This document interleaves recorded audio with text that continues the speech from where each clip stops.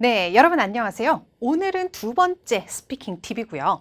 긴 문장으로 대답하는 방법에 대해서 좀 알려드리고자 합니다. 너무 짧게 끊어서 대답을 할 수밖에 없어요 라고 말씀하신 분들이 많으셔가지고 준비를 조금 해본 내용이에요.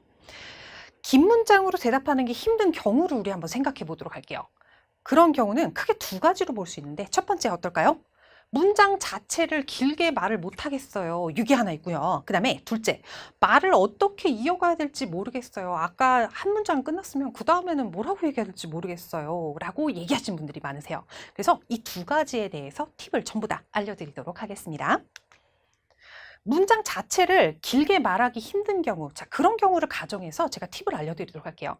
첫 번째 팁은요, 간단한 기본 문장을 만든 다음에 수식어를 그 다음에 계속 붙여주시면 돼요. 가장 간단한 방법입니다. 즉, 여러분들 수식어라고 한다면 뭐가 될 수 있을까요?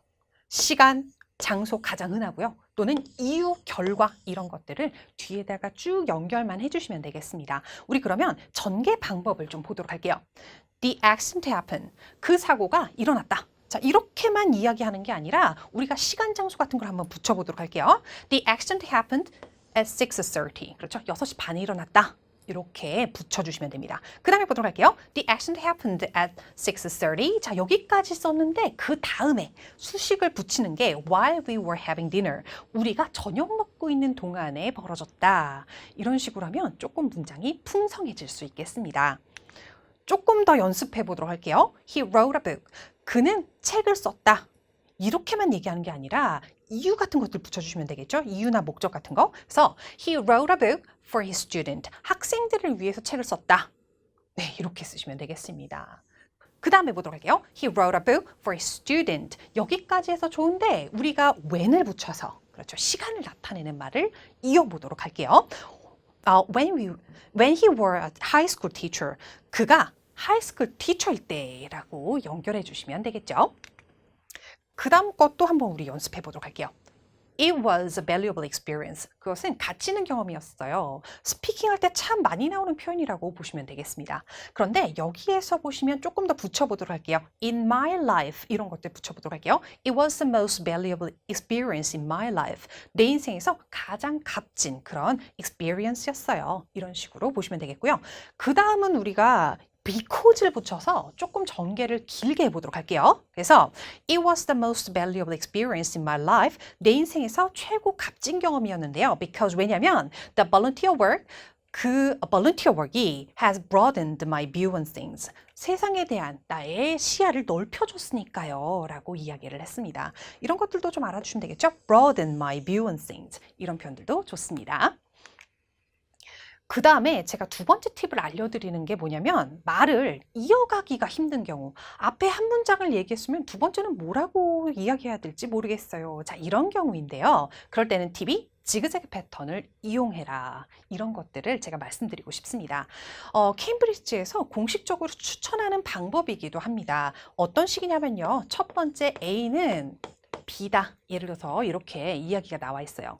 A는 B다 라고 했을 때 그 다음 문장에서는 B를 또 이야기를 해주시면 되겠습니다. B라는 것은 꼭 A는 B다라는 얘기가 아니라 주요한 내용이죠. 주요한 내용을 다시 끄집어서 B를 쓰는데 그대로 똑같은 단어를 쓰는 게 아니에요. 단어를 조금 바꿔주시면 되겠습니다. 유의어나 동의어로 바꿔주시고요.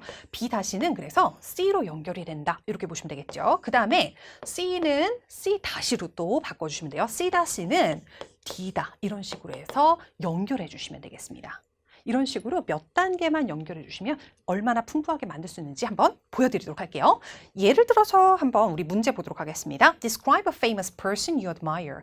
당신이 좋아하는, 당신 칭송하는 유명인에 대해서 한번 묘사해 보세요. 이런 내용인데요. 한번 보겠습니다.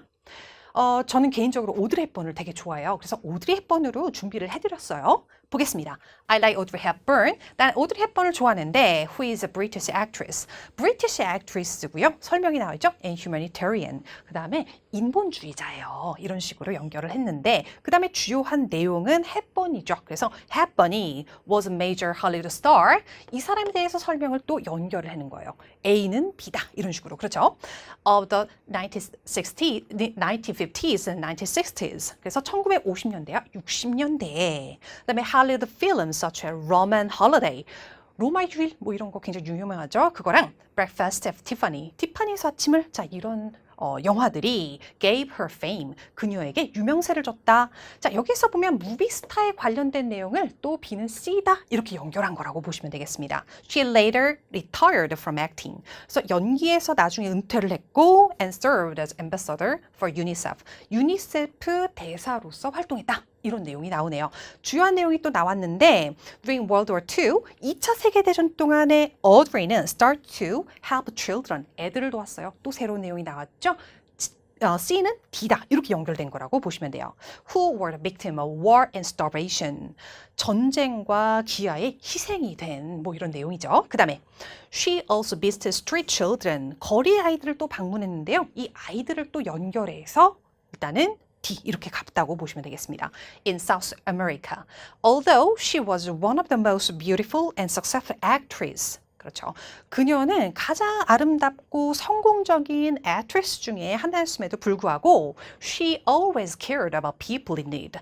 늘 도움이 필요한 사람들을 돌봤습니다. 이런 식으로 연결이 된다고 보시면 돼요. 그래서 우리가 지그재그 패턴 이용하시면 내용이 풍부하도록 여러분들이 연결하실 수가 있겠습니다.